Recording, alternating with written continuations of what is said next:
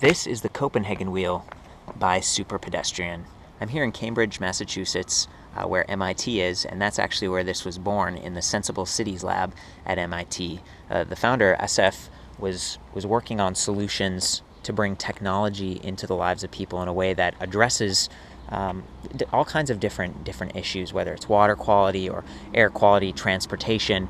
And in 2009, there was the Kyoto protocols coming up in Copenhagen. They were kind of meeting and talking about solutions, hoping that the United States and China would join up and go ahead and sign that. And this was one of the products that he brought and demonstrated there. So Copenhagen, actually, the Lord Prime Mayor, she selected this as one of the projects that got some funding, about $500,000 to continue researching, developing.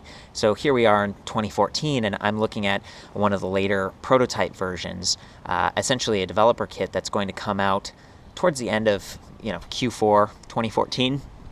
So the really neat thing about this is the vision that they've got, and some of the patents and technology that they're actually licensing from MIT to bring this into the public space. There's a lot to say about it in that sense.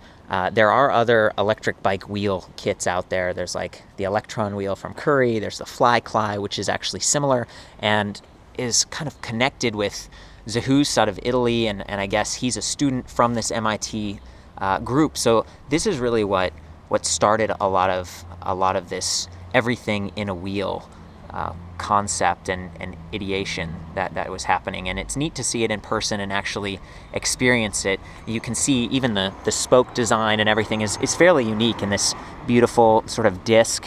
You still have to true the wheels a little bit, and it is, it's a motor system, but it's also the motor, batteries, and a controller all combined into this sort of saucer that comes spoked into a wheel. And to start, they're offering it in 26 and 700C, which is what we're looking at here. So it's the wheel, it's the Copenhagen wheel piece in the middle, and then a tire, and you could add this to your bike. The cool thing about it is, while some other kits only allow you to have a single speed, specifically the Fly-Cly, this one would work with a multi-speed cassette from 7, 8, 9, 10 speeds. So if you have a bicycle and you're converting it, you can keep that drivetrain intact, because that's what enables you as a rider to, adjust to the terrain, whether it's flat or whether it's climbing. And of course, the motor here accentuates that ability.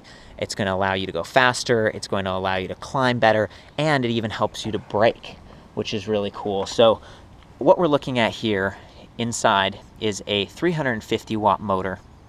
And they're working on a couple different designs, but this one is a direct drive, so it's very quiet.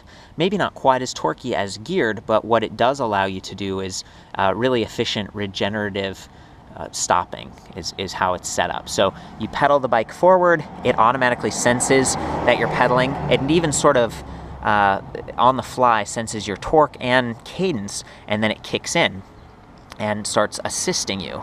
And depending on what setting you've got up here, what you've chosen between turbo, standard, flat, and city, which changes how much assist is going to the wheel based on the terrain, or eco to extend it, you're going to get a certain amount of boost. And then as soon as you pedal backwards, kind of like a coaster brake, but in this case, there is no brake here. It's just you can pedal backwards. When you do that, the motor senses it and it clicks on regeneration. And that helps to slow you down, right? And so you can save on your brakes, brake pads, and of course recuperate a little bit of energy.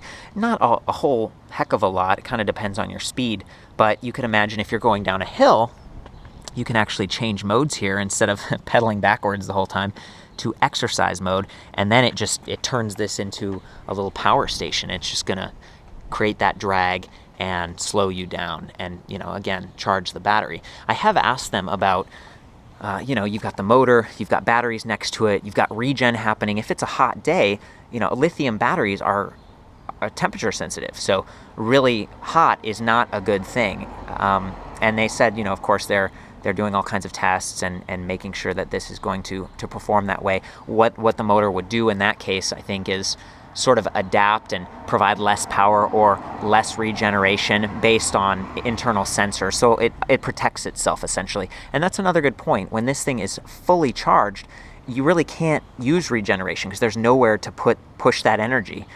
So, you know, you take this out on a huge hill and you just charge it all the way, you're not going to be able to store any more electricity. So the batteries on this, they're lithium-ion, which are known for being lightweight and lasting a long time in terms of charge cycles. They do offer a 1-year warranty for just the whole thing. So the motor, basically the whole kit gets a year.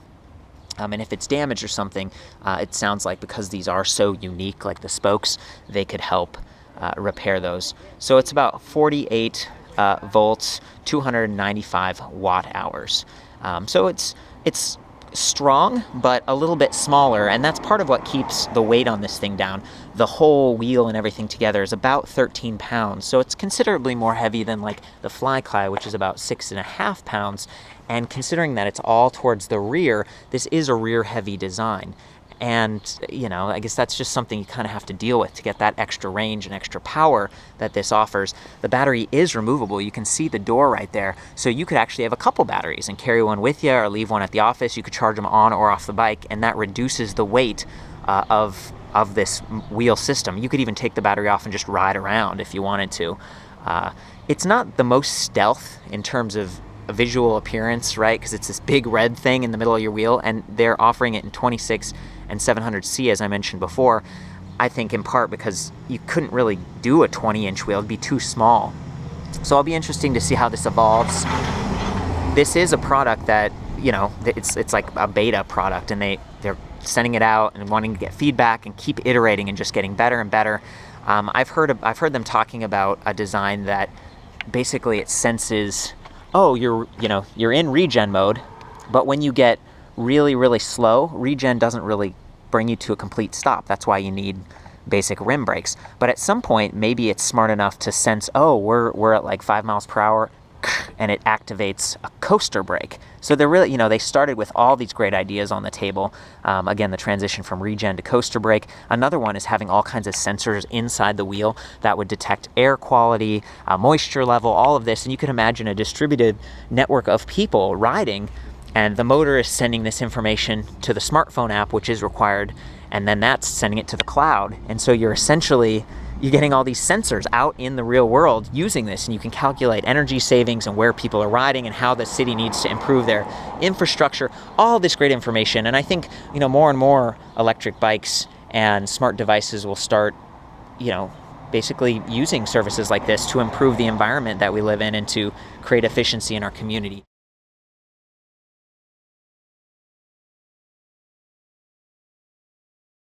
So really cool. It's a neat product.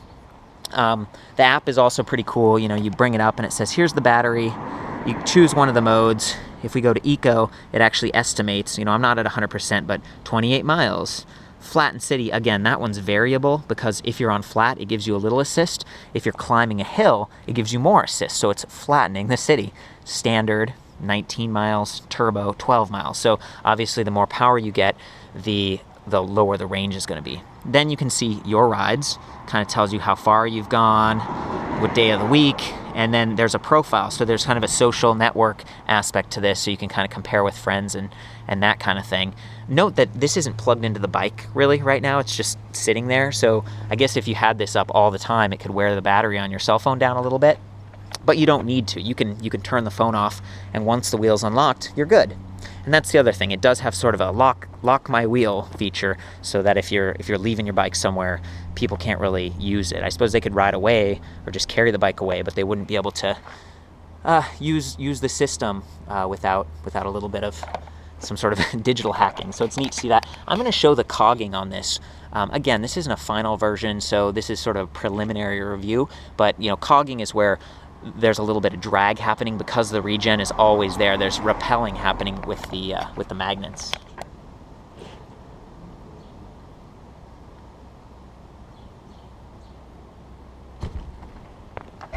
So you can see, it freewheels pretty well, in part because it is a little bit heavier. So I think we should go out and just hop on this and show you what it's like. The other neat thing about this system compared to some others is that in the United States, you can actually hit 20 miles per hour top speed. Of course, in the UK, it's limited to 25 kilometers per hour, which is closer to 15. But again, like the Flycly and some of the other kits out there are limited closer to that, like 15, even in the United States. I'm excited to see, like, maybe at some point if they offer different colors, because this is cool. It's, you know, sort of fashionable and iconic, but it's also not stealth at all. Like, people will be like, what's that giant pizza in your wheel? And I suppose, you know, nothing a can of spray paint couldn't fix, but, you know, it's just something that kind of crossed my mind in terms of design. Okay, so we got it in turbo mode right now.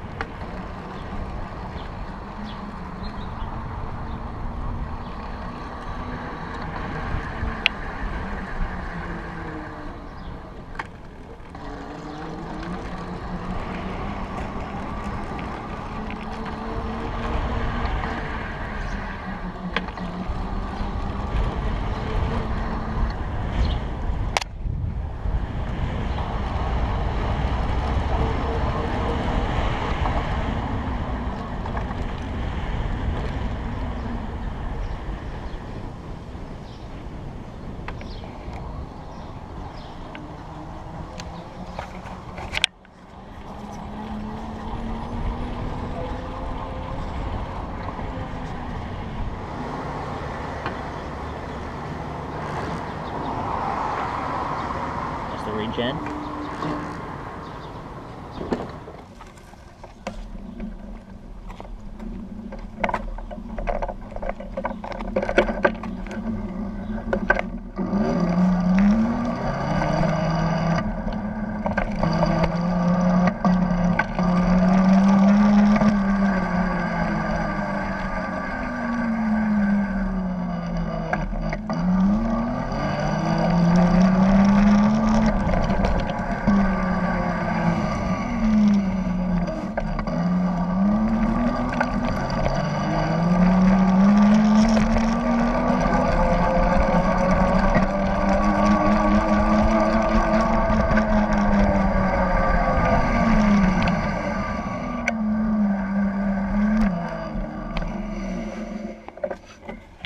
So there is a little bit of delay in terms of cutoff. It takes a second to sense you. Again, this is still sort of a prototype, so you know, they might address that. There are a lot of sensors inside, but they're working really hard to keep this at like $800 so that it can be mass market, and I think that's great. One of the things about this, and really any in-wheel design, is that, you know, especially with a narrow, thin tire like this, you're going to get a lot more bumps, like that energy getting distributed right into the motor. So the batteries and the motor, you know, there's more jerking going on inside of that thing, kind of bouncing around. It feels solid, but I just wonder how that will translate into, you know, longevity, just because the motor, controller, everything's in there. Also, you know, if you had this on a rear suspension bike, you're creating more unsprung weight, right? Which means that the weight of this wheel right here has to go up and down, and an increased weight, it just changes the way your suspension performs. The ideal setup is to have all the weight on the frame and then have the wheels as light as possible going up and down. But for a city, you know, as long as there aren't too many potholes and stuff, this still works well. And if you had a thicker tire, it would add a little bit more cushion.